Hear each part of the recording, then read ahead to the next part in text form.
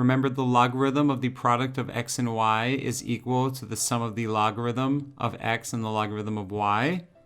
So when we're multiplying x and y, we'll get 2 logarithms, and we'll take the sum of those logarithms for the product rule. For our next property, the quotient rule, instead of a sum, we'll be using the difference. So the logarithm of the quotient of x and y is equal to the difference of the logarithm of x and the logarithm of y. And just like in our product rule, the original base will be used for the 2 new logarithmic terms. Now, let's actually walk through the proof of the quotient rule before we go any further. So we have the log of base b of x divided by y is equal to the log of base b of x minus the log of base b of y. So let's break down this statement piece by piece, and we'll start with the log of base b x, and we'll set that equal to a variable m. And if we change this term to exponential form, that would give us our base b raised to a power of m, and we want to set that equal to the argument x, like we see here. And if we evaluate this second logarithmic term, log of base b of y, and we set that equal to some variable n, we can now change this to exponential form by taking our base b, raising it to a power of n, and setting that equal to the argument y. So we wind up finding that x is equal to b to a power of m, and y is equal to b to a power of n. So we'll use both of these expressions to help us evaluate this a bit further. So now, since we have x and we have y, we can divide x by y, and that would give us b to a power of m, our x, divided by y, which is b to a power of n. And using the quotient rule for exponents, since we have our base b in both of these terms, we can make this a singular term by subtracting this exponent n from this exponent m. So that would give us b raised to a power of m minus n.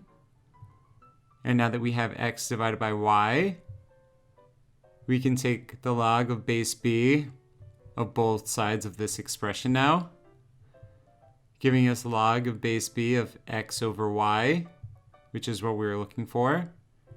And that is equal to log of base b of b to a power of m minus n. So we want to simplify the right side, since the left side we achieved what we were looking for. And using the inverse rule, we can cancel out log of base b of b, and that would just leave us with the exponent m minus n. And earlier, when we were making both of these expressions, we set log of base b of x equal to m, and log of base b of y equal to n. So m here would be log of base b of x, and n would be log of base b of y, bringing us full circle back to our original statement, the quotient rule. Log of base b of x divided by y is equal to log of base b of x minus the log of base b of y. So that is the proof for our quotient rule. Let's look at a few examples of the quotient rule now. Let's say you were given the log of base 7 of 10 divided by 3. You can separate this term into log of base 7 of 10. The term in the numerator becomes the first logarithmic term in this difference. And then we subtract log of base 7 of 3, the number in the denominator. And now from here, you would want to use a calculator to simplify this further. Let's say you had log of base 2 of 13 divided by 6. You could expand this by taking the log of base 2 of 13, the numerator, and then subtracting the log of base 2 of the denominator 6. Now the quotient rule applies when we are dividing two terms in the original argument, not subtracting two terms in the original argument.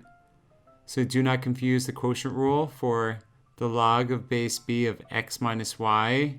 That does not equal the log of base b of x minus the log of base b of y.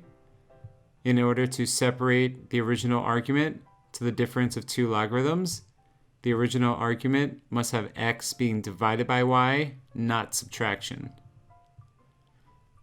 So just like the product rule, we will be using the quotient rule for two different scenarios. The first being when we want to combine two terms. So the quotient rule can be used to combine two logarithmic terms that have the same base into a singular logarithm. So we can take the log of base b of x minus the log of base b of y and combine that into a single logarithm, a log of base b, the original base. And now our argument will be x, the first argument, divided by y, the second argument. So we just took the original quotient rule and now we reversed it. This was on the left side and these two terms are on the right side. So if we turn the expression around so it looks like this, it's a bit easier to see how we take two unique logarithms and combine them into a singular logarithm using the quotient rule. Now, why is this helpful? Let's say we had a log of base 2 of 20, which cannot be simplified any further, algebraically at least, minus the log of base 2 of 5, which also cannot be simplified further algebraically. But by using the quotient rule, since we have subtraction here, we can divide 20 by 5, giving us log of base 2 of 20 over 5, which is 4. And log of base 2 of 4 can be simplified further. It would be equivalent to 2. So by using the quotient rule, we were able to take two logarithms, combine them to make a singular logarithm, and then we were able to take that logarithm and simplify it further. So this is how we go about using the quotient rule to combine terms. Let's now walk through this example together.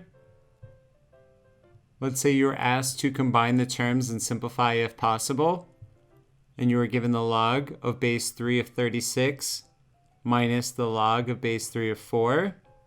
Here's what you would do. Step 1, combine the logarithms by dividing the first argument 36 by the second argument 4. So we have the log of base 3, and the first argument is 36, and we divide it by the second argument 4. And 36 divided by 4 is equal to 9, giving us the log of base 3 of 9. And now we can simplify this further. So we want to set this logarithmic function equal to y. And now we convert it to exponential form by taking our base 3, raising it to a power of y, and setting it equal to 9. And now we can solve for y. And 9 is equivalent to 3 squared. And now that shows us that y is equal to 2, letting us know that the log of base 3 of 9 is equal to 2.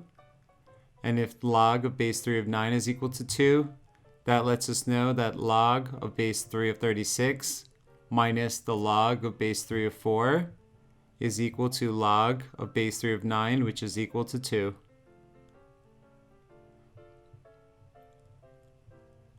So that is how we go about using the quotient rule to combine terms. Let's now have you try a few practice questions. Combine the terms and simplify if possible. Question number 1. Log of base 3 of 25 minus the log of base 3 of 5. Question number 2. Log of base z of 14x minus the log of base z of 7. Question number 3. the log of base 4 of 128 minus the log of base 4 of 2. In question number 4, the log of base 5 of 75 minus the log of base 5 of 3. Pause the video, answer these questions, and then press play when you are ready to begin.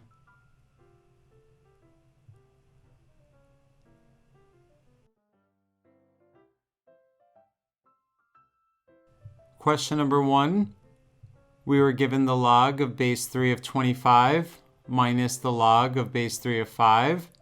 So step 1, we want to combine the logarithms by dividing the first argument 25 by the second argument 5, giving us the log of base 3 of 25 divided by 5, which is equal to 5.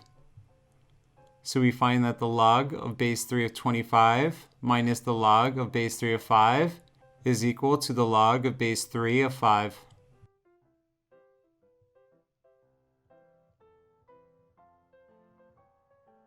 That is the answer to question number 1. Let's now have a look at question number 2. We were given the log of base z of 14x minus the log of base z of 7. So step 1, combine the logarithms by dividing the first argument 14x by the second argument 7. And that would give us 14x divided by 7, which is 2x.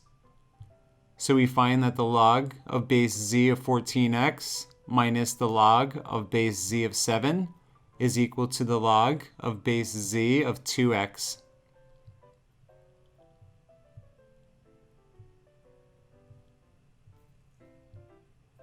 That is the answer to question number 2. Let's now have a look at question number 3. We were given the log of base 4 of 128 minus the log of base 4 of 2. Step 1, combine the logarithms by dividing the first argument 128 by the second argument 2. And 128 divided by 2 is equal to 64. And the log of base 4 of 64 can be simplified further. So we want to set this function equal to y, giving us the log of base 4 of 64 is equal to y, allowing us now to convert the function to exponential form. So we have 4 raised to a power of y is equal to 64. And now we can change 64 to 4 to a power of 3, allowing us to see that y is equal to 3, letting us know that the log of base 4 of 64 is equal to 3. And if this is equal to 3, that lets us know that the log of base 4 of 128 minus the log of base 4 of 2, which is equal to the log of base 4 of 64, is equal to 3.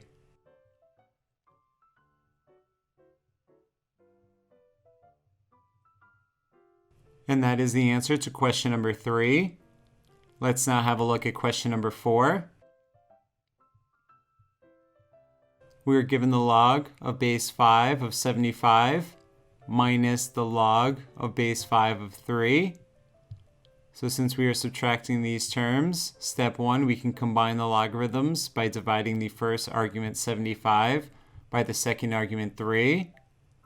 And 75 divided by 3 is 25. So we find that log of base 5 of 75 minus the log of base 5 of 3 is equal to the log of base 5 of 25. And this can be simplified further. So we first want to set this function equal to y.